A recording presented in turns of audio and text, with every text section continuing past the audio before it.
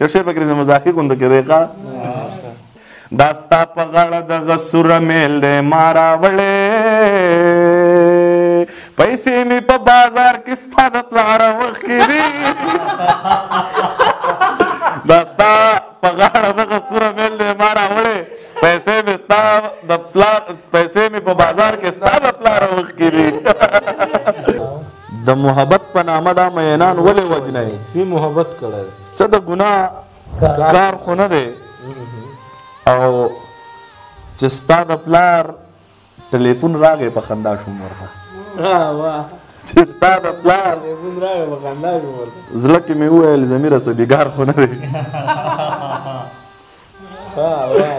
او شعرونه پکې نور مخکې خو دا مې پکې رامخکې کوم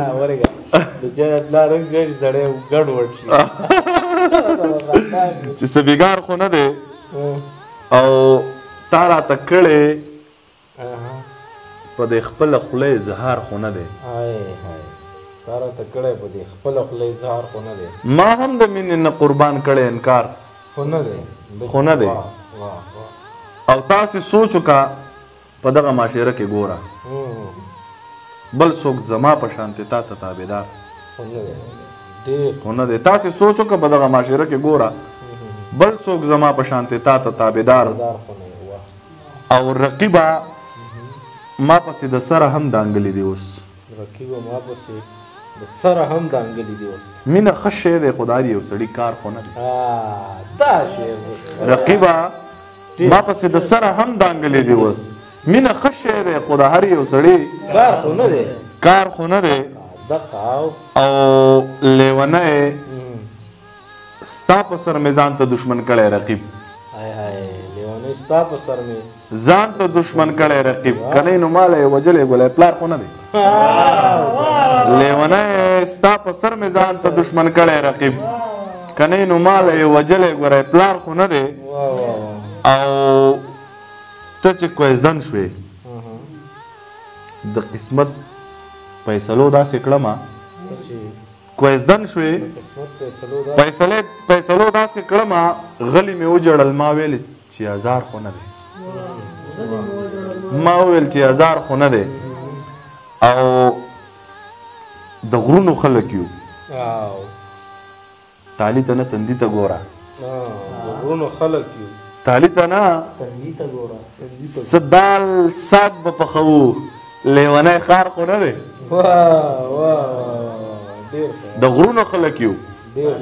تالی ته نه تندي ته ګوره څه دال ساګ به پخوو لیونی خار خو نه دی او چې کله غوښتنه ته زما د نوم کوې سوچ کوه چې زما د نوم کوې سوچ کوه هسې ماشوم دی او که نه زما ریبار خو نه دی د دې سړي په مخ کې دوه رنګونه ماته ښکاري د رنګ تور هم